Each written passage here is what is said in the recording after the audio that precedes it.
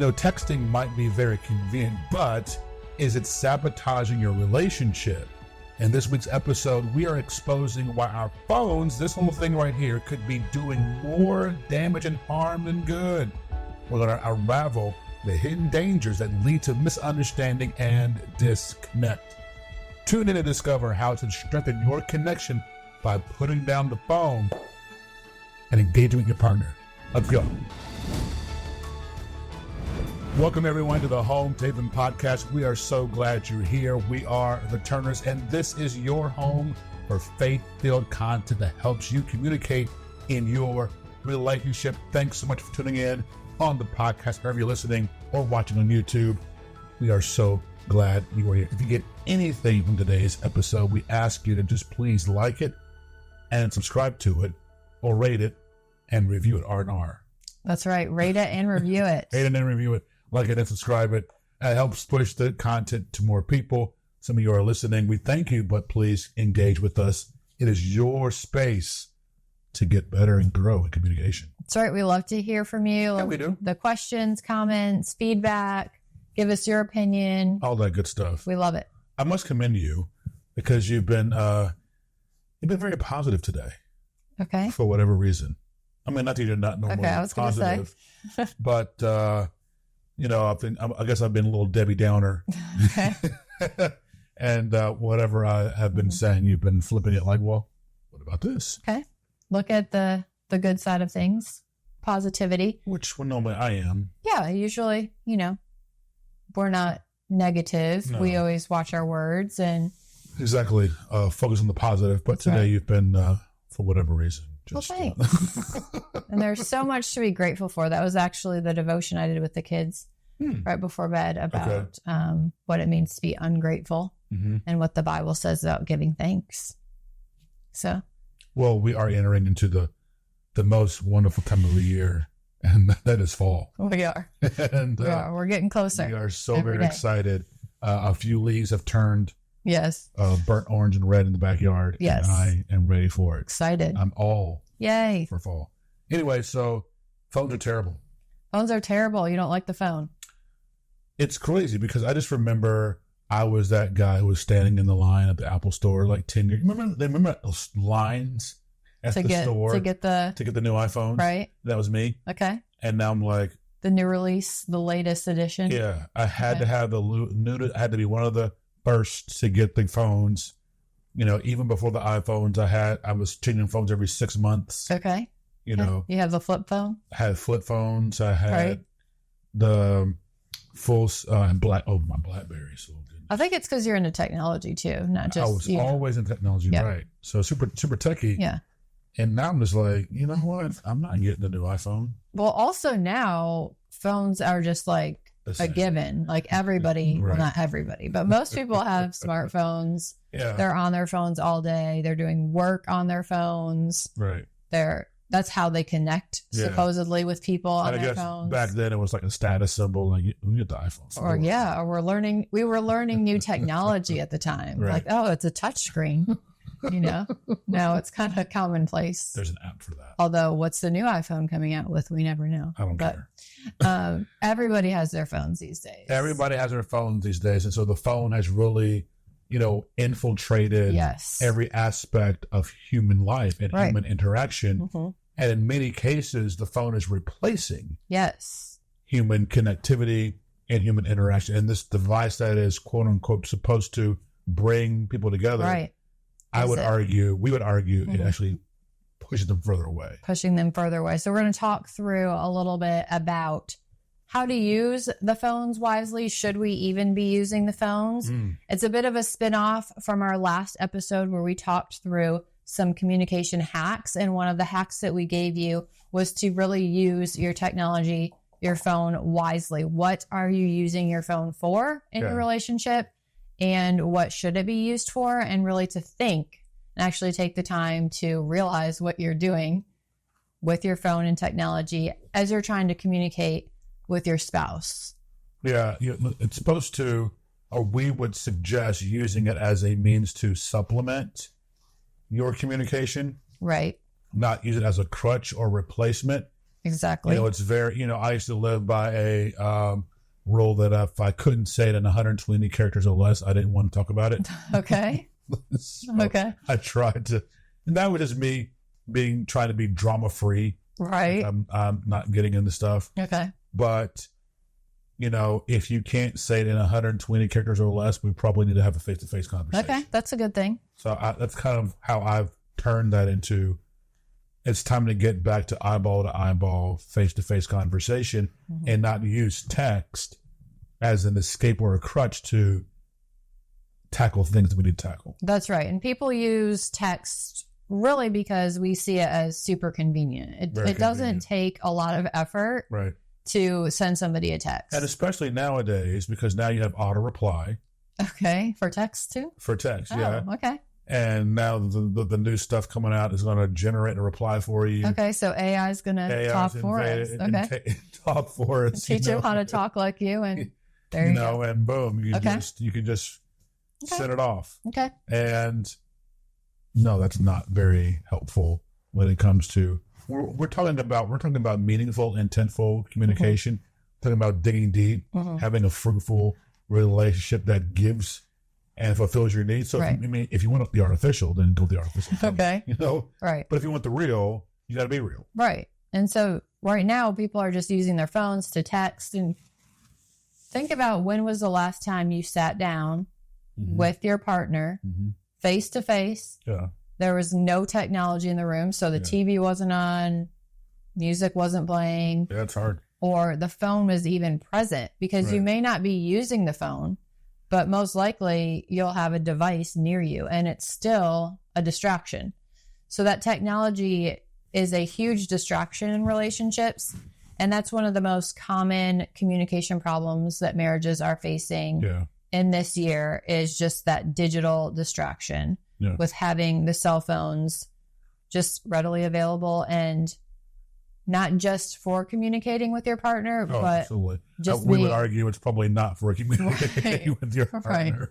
And so it's definitely a distraction, be it a notice or a notification rather that comes up on the screen, be it a game you're playing, be it another text from someone else that you're responding to. I know you're not even a talkative person. You probably have a my favorite two that you talk to. Right. But I have felt, she's, caressing her phone, probably because you're on social media. And I felt like, I wish she would hold me like she hold her phone. So I can only imagine like what someone else may feel. And we're not on our phones 24/7. We don't have a bunch of people that we talk to or text on a daily basis. Absolutely true. And so, really be mindful of, is this device in my hand pulling me away from the relationship that matters the most? Absolutely. The one that is to give you life, and the one that is to give you fulfillment is the one, your partner that you're married to. And so I'd encourage that. But I also would say, is this device in the wrong place in my heart? Has it become an idol? Right. Has it become a God in my life to where now I don't leave? I know people who I will not leave a room without my phone. Right. No, you cannot have my phone. No, you cannot see what's, it has become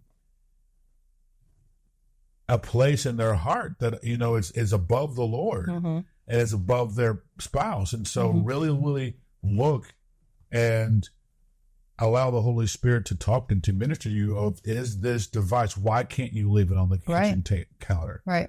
Has it become a vice? Has it got you trapped in some entanglements that you need to let go and you need to untangle? Right. And allow that release and relief. I call it relief of putting the phone down. Right. And so many people wake up and that's one of the first things they do is scroll on their phone. First thing, last thing. The last thing at night, you want to just scroll through, relax. Of course. Whatever reason that you have for it. It's the first and last thing that a lot of people do. And they have it tied to themselves all day long. You may feel that pressure. Well, if I don't have my phone on me, and you trying to get a hold of me, you're going to be mad at me because I'm not answering my phone or my texts, or like we all have our watches. But today, what do you do today? When? No, earlier I was texting you like, hey, I apologize. Yes. Because you said, you were busy. Yes. Or was busy at work. Mm-hmm. I was like, okay. I said a smiley emoji. Right. But while I was trying that, I don't know if you got it. Because even in that's not effective communication. Right. I said, okay, with a smiley emoji, but I'm trying to communicate.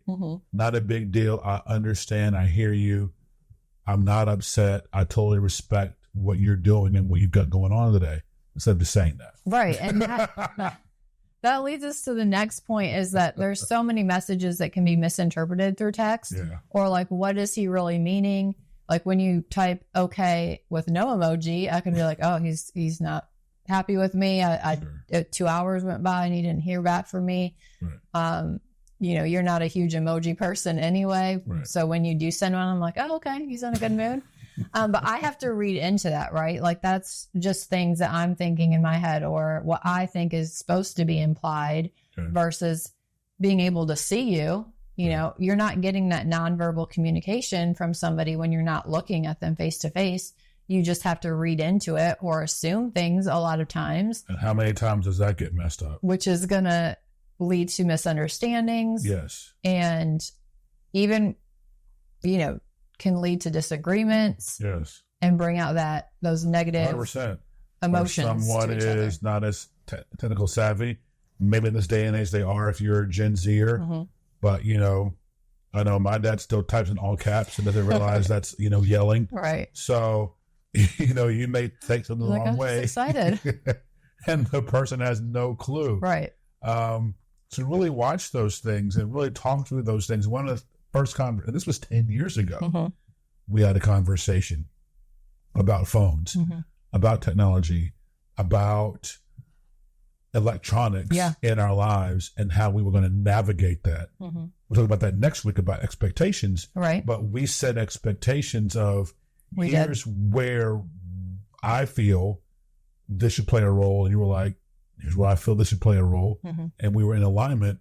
And that's what we have governed our lives by not letting this stuff overtake us. Now, again, we're not saying cut the phones and don't watch television.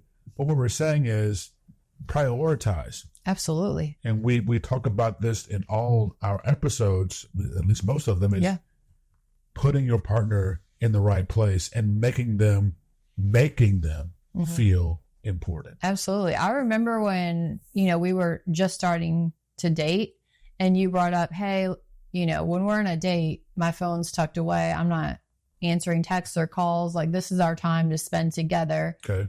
Being long distance, we had a limited amount of time as well that we were like actually face to face. But I remember that conversation and you bringing that up, and it just makes the other person feel like, oh, they actually value me. They're putting me as a priority.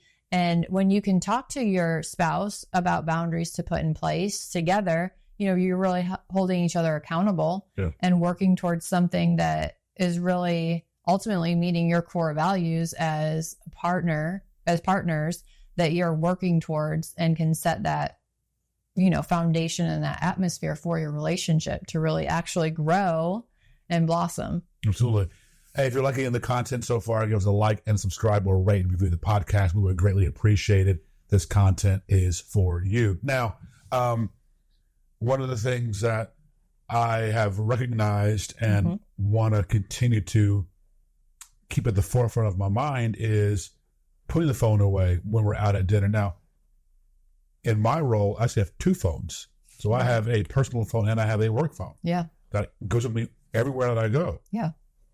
So it's double the distraction. Right. We were at soccer on Saturday and somebody had the same ringtone. And I was like, oh my gosh, I had like a little PTSD because I was often at her work phones. But when you're out at the restaurant, guys, I encourage you, put the phones away. Yeah.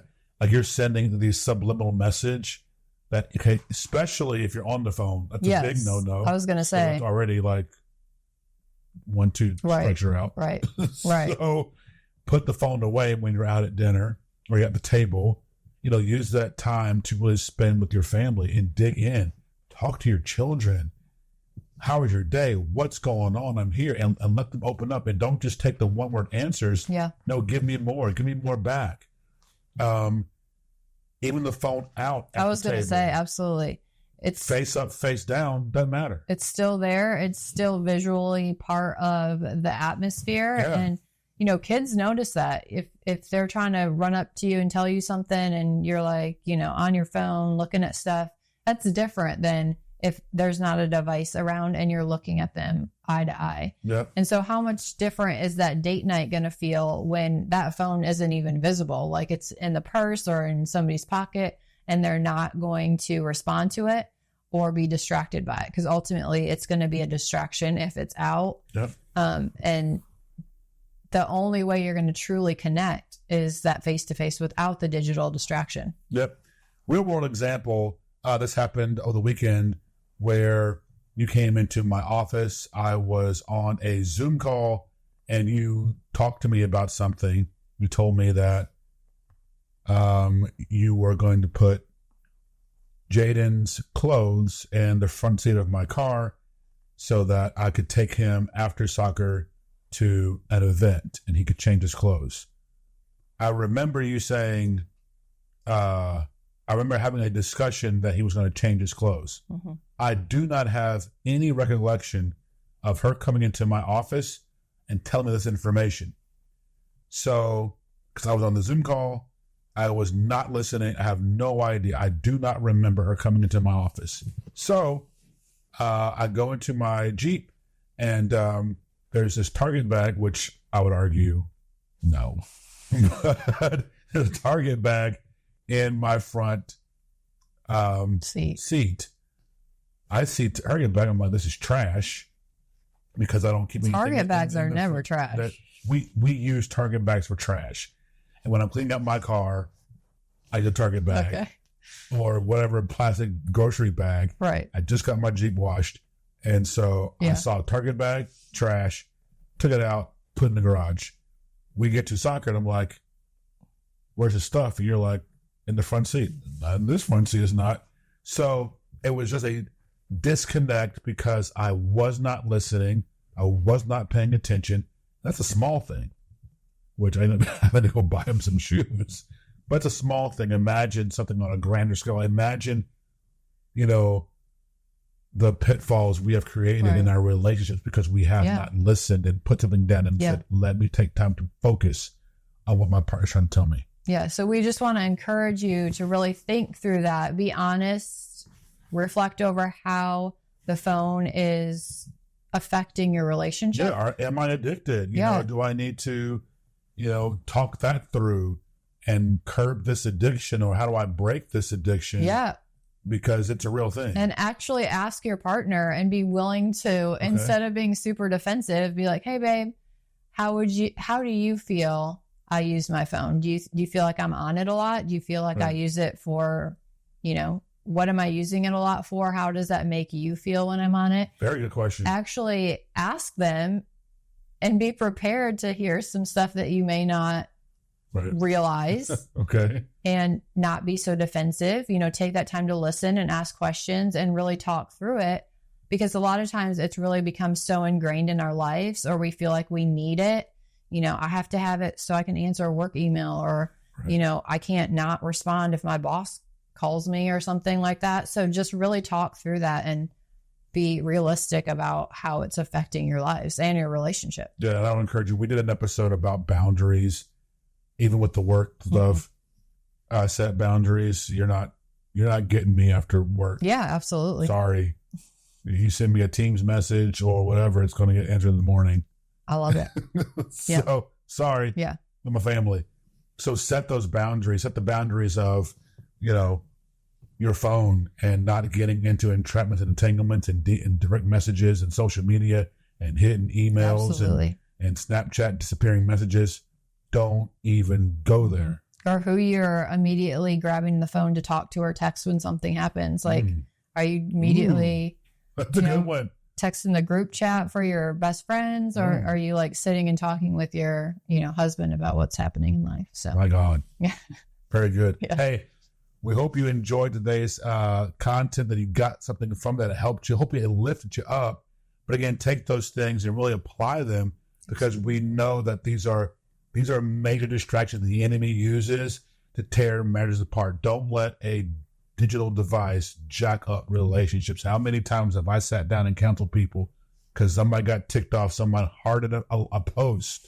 Oh, gosh. Right? Yeah. It's true. Yeah, so don't absolutely. get over into those things. Let's cancel and put down the phones and lift up our partners. Hey, listen, again, thanks so much. Please rate and review the podcast. We've got something going on in the month of September that we're so excited to tell you about. Yes, if you need some ideas of how to connect with your partner, you need to grab our 30-day relationship challenge. It is free. It's a quick download, and it will give you 30 examples of things that you can do throughout this month. But you can really start it whenever. Okay. If you're listening to this later, it's a great resource.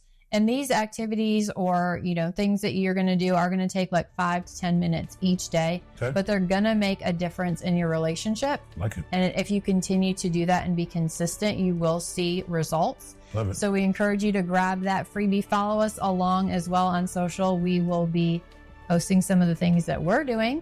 And it is an awesome resource to just jumpstart your relationship connection. Love it. So the information is going to be in the description, in the show notes. And make sure you grab it today. Just don't delay. Just even as we're talking, just scroll down, hit the link, get it, 10 seconds, boom, you're done. And off we go on this amazing relationship challenge.